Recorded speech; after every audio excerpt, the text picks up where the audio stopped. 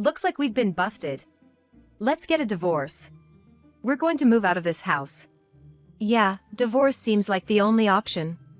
Yes, that's what I intend to do. Intend to?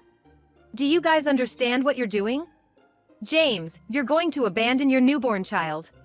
Mom, you're going to leave Dad who has become physically disabled. Do you really understand how socially reprehensible that is? Now, don't make it sound so terrible. We're moving out, but I have no intention of divorcing your father. Even I, who had resolved to stay calm, could not hide my confusion at my mother's response. My name is Emily, a 32-year-old office worker. I've been married to James for 3 years. We were colleagues at work, and when James joined the company as a new grad, he was assigned to my team. As I helped him with various aspects of the job, we got to know each other and started going out for meals after work. It was when James was getting the hang of his job. After one such meal, he asked me to marry him. I, an only child, had always wished for siblings, so I saw James as a kind of adorable younger brother. So, honestly, I was perplexed by his marriage proposal. The fact that I was 6 years older than him was part of my hesitation. We haven't been together long, and I'm quite a bit older than you. Are you sure that's okay? I honestly shared my hesitation with James. He answered without any doubt. Age doesn't matter. I love you, Emily. There was a conviction in James' eyes as he looked straight at me. It felt like a pure kind of love, and I decided to trust his words. After accepting James' proposal, things moved quickly. We immediately went to greet his parents. My in-laws welcomed me warmly. Like James, they were clear in their communication, which I found comforting. Next, I introduced James to my parents. What a straightforward and polite young man. Such a refreshing and nice young man. It was rare for my mother, who's a bit shy with new people, to praise a man so highly on the first meeting. Nevertheless, I was happy that James was well received. Your parents are so kind. I was a bit embarrassed with all the praise. It seemed that James liked my parents as well. And so, we were able to marry without any issues. After getting married, I continued to work for a while without quitting my job.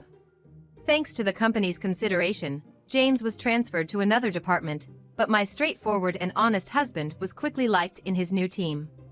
He actively helped with the household chores. Teaching him cooking, laundry, and cleaning one by one reminded me of when I taught him how to work when he was a new employee, and it was enjoyable. Emily, your cooking is delicious. Did you learn from your mother? My mom wasn't good at cooking. So I went to cooking classes to improve my skills. Your meals are healthy, but they're also well seasoned. Do you notice? My mom has always been into ballet. She was always mindful of her figure and posture. That's why she was always careful with the food she made. Ballet! No wonder you're so beautiful and have such a great figure. Next time we see her, you should tell her that. She'd be thrilled. Yeah! Let's visit your family home next time. I had heard that friends' husbands usually dislike going to their wives' family homes, but my husband was the opposite, eager to visit mine. As an only daughter who had moved out after marriage, it was a relief for me to be able to visit my parents' home regularly. My marriage to my husband could have been described as smooth sailing. But unfortunately, tragedy strikes without any warning. My father was involved in a sudden and tragic car accident, which left him paralyzed from the waist down. Now, he is confined to a wheelchair. Emily, can you come by today? A care assistant comes during the day, but it's a lot to handle by myself at night. I could easily imagine my mom, who's not exactly a whiz with housework, struggling to take care of him. If anything goes wrong and he gets hurt, it would be a disaster. Understood. I'll come over after work. When I told my husband I would be going to my parents' house, he immediately offered to drive me there himself. You don't have to go out of your way. But thank you. It's a big help. Don't worry about it. It's only natural I help out, especially when your mom's having a tough time. James didn't seem to mind at all. In fact, I was almost surprised by how readily he sprang into action without any hesitation. Emily, thanks for coming. And James, too.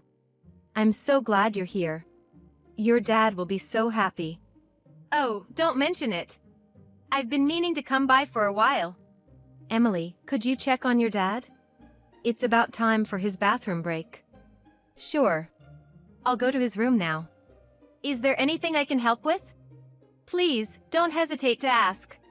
Could you help carry some stuff? Ever since Dad needed the wheelchair, it's been hard to move heavy things. I'll show you where they are. Absolutely. I'm on it. James followed my mother without a hint of complaint. Watching his back, I felt a deep sense of gratitude for him. Is James here, too? Dad, are you awake? Or did we wake you with our talking? It's fine, it's good to see you looking well. More importantly, Emily, I'm sorry to put you through all this trouble. Don't talk like that. Besides, Dad, do you need to go to the bathroom? Yeah, maybe you could take me. As I pushed my father's wheelchair slowly, I remembered how he had supported me all the way through college. I realized it was my time to give back. After caring for my father, James and I headed home. As we sat down for a moment with a cup of tea, James made a suggestion. Given the situation, why don't we move in with your parents? Judging by today, it's going to be tough for them to manage on their own. Maybe, but... Are you sure you're okay with that, James? I'm fine with it. We'll make it work. His suggestion was a huge relief. Perhaps I was overthinking, but it felt like he had voiced exactly what I had been considering all along. In an interesting turn, my mom is actually quite a bit younger than my dad. My dad used to run a well-known trading company. Mom was once a ballet dancer, and Dad, who happened to see her perform with some colleagues, fell for her at first sight. He waited for the show to end, hastily sent an associate to buy flowers, and then began their courtship with a grand bouquet. Since the beginning of their marriage, my grandmother used to come over to help my mom, who was never good with household chores, with the cleaning and cooking. Now that I think about it, my cooking does seem to taste a lot like my grandmother's. My grandmother must have cooked with my mother's figure in mind, too. Mom was the kind of person who didn't care about much as long as she was pretty. Dad was indulgent towards such a mom, seemingly content just gazing at her beauty. I thought that's just how marriages are, but when I started living on my own in college, I realized our family values were off from what the world considered normal. I even started taking cooking classes to drill into myself that our way wasn't the only way. Mom couldn't even properly take care of Dad. I wasn't averse to Mom's pursuit of beauty, but considering Dad's current state, I had no choice but to be the one to care for him. Accepting my husband's suggestion, I thought it was a good opportunity and decided to tell him something. Hey, James. There's something I want to tell you about us living with my parents, I said. Huh? What's that? He asked. I think I'm pregnant, I revealed. Really? I'm gonna be a dad, he exclaimed. Indeed, so I'm really grateful that you suggested we move in with my parents. Thank you, I said. My husband was thrilled about the idea of us living at my childhood home and celebrated my pregnancy with excitement. When I immediately contacted my mom about it, she said, "That would be a huge help, come over tomorrow." "You're more than welcome." She seemed just as delighted as my husband. Thus, my husband and I moved in with my parents, and the four of us began our life together under one roof. As we moved back home, I quit my job and started preparing for childbirth while taking care of my father.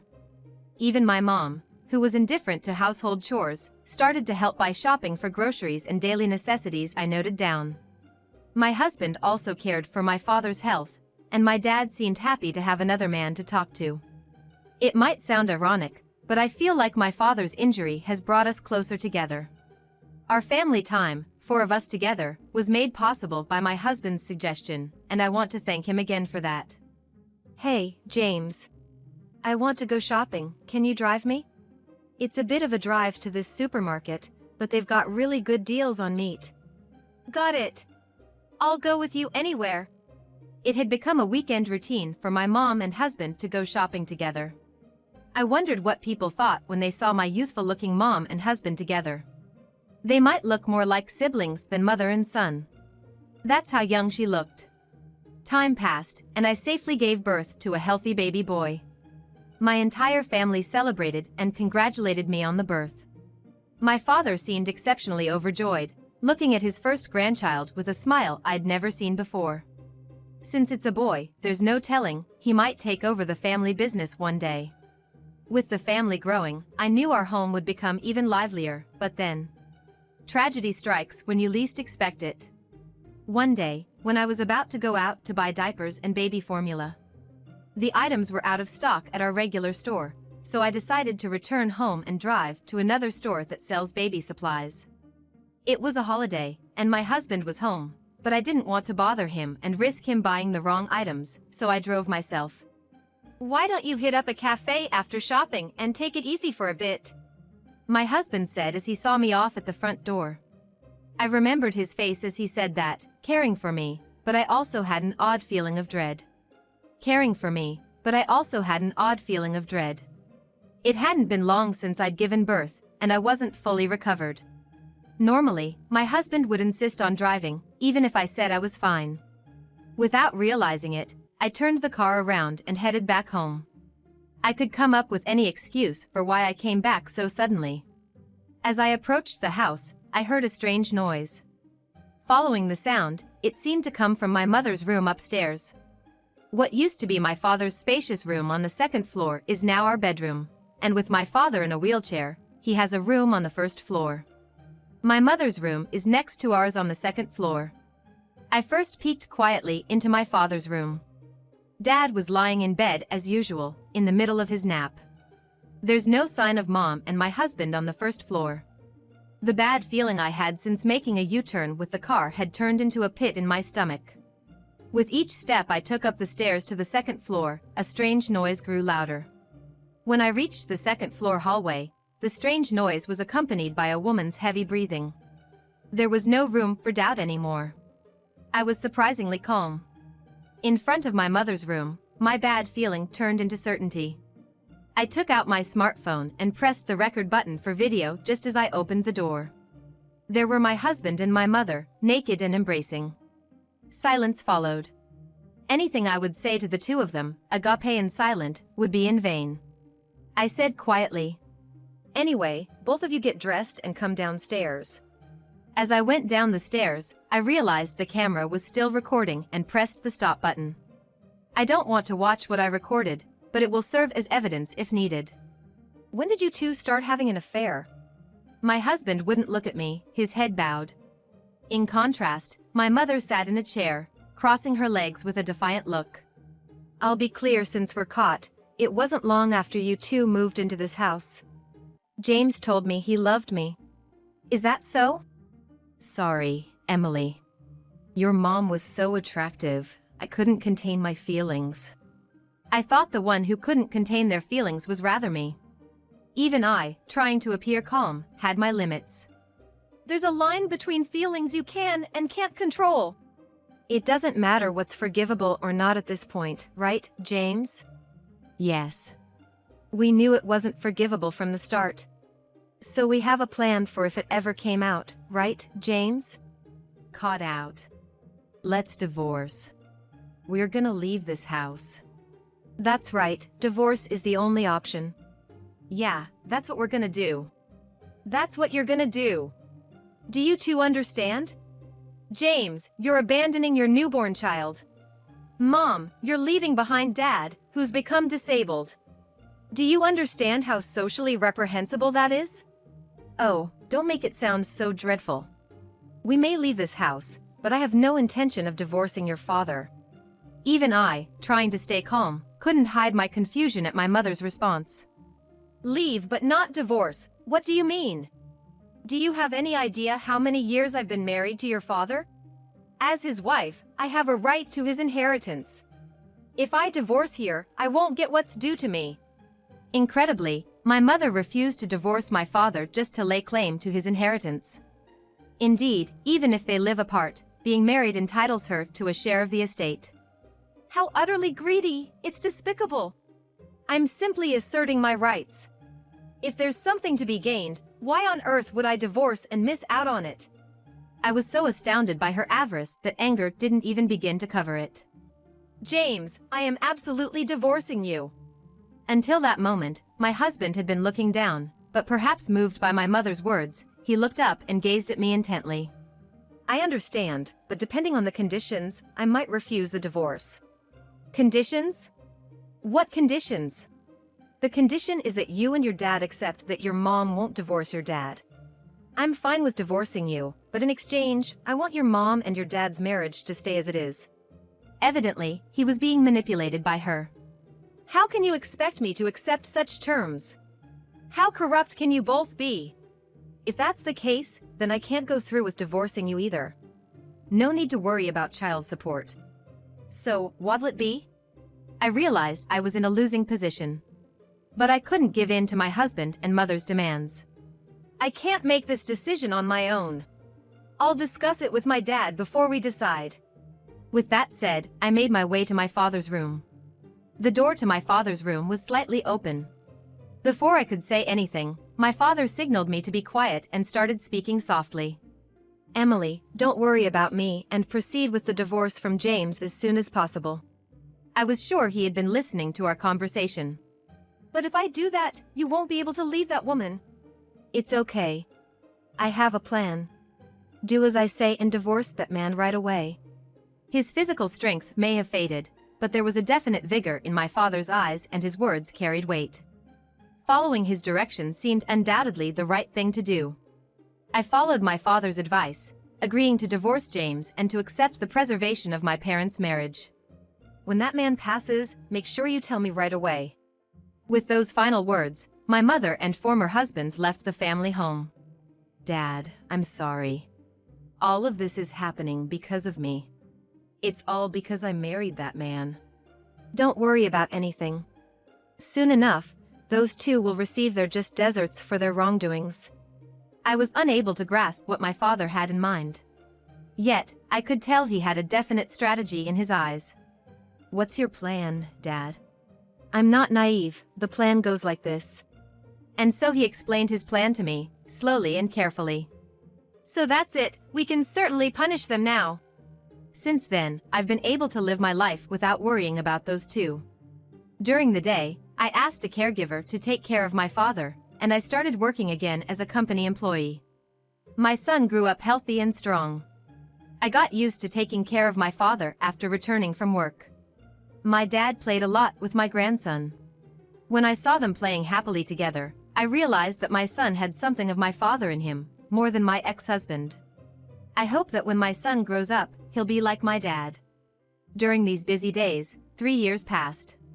My father had been feeling unwell for a while and had been hospitalized. And after being hospitalized, his condition never improved, and he passed away quietly. I was calm. I had been prepared since my father was admitted to the hospital. Looking at my father's peacefully resting face, I felt a sense of resolution about what was to begin. I immediately began arranging my father's funeral. Many people attended my father's funeral. He was a man well liked by many. And among the many attendees, I spotted those two. It's been a while. Good to see you're doing well. What are you two doing here? When my man passes away, it's only right to show up at his funeral. After abandoning your own husband and grandson, you've got some nerve showing up here. You know, Emily, the thing between a man and a woman is bound by instinct. Rationality doesn't apply to those who are drawn together by instinct. Do you get it? If that's what you think, then why come here? You two should just keep cuddling up forever. As if he had been waiting for the moment, my ex-husband butted in. We came to fulfill a promise. A promise? As I've said before, your mom has a right to her husband's inheritance. That's right. I came to claim the inheritance as promised.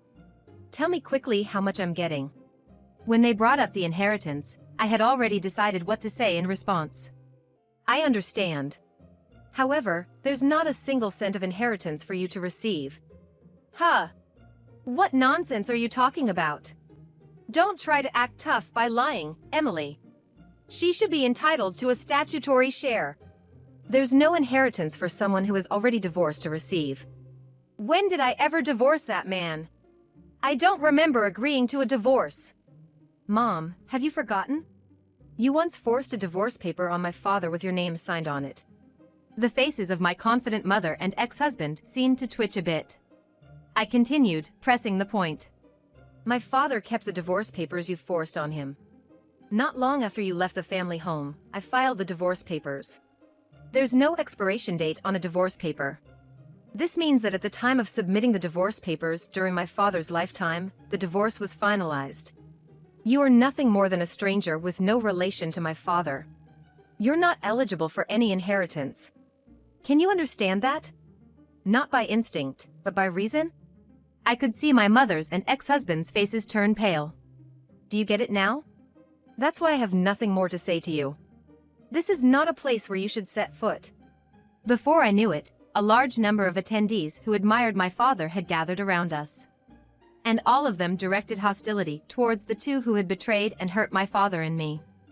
Finally grasping the situation, my mother and ex-husband left the scene quickly without a word. From what I heard, my mother and ex-husband had been living a life of luxury far beyond their means. Naturally, my mother quickly ran through her savings and even went into debt to maintain her lavish lifestyle.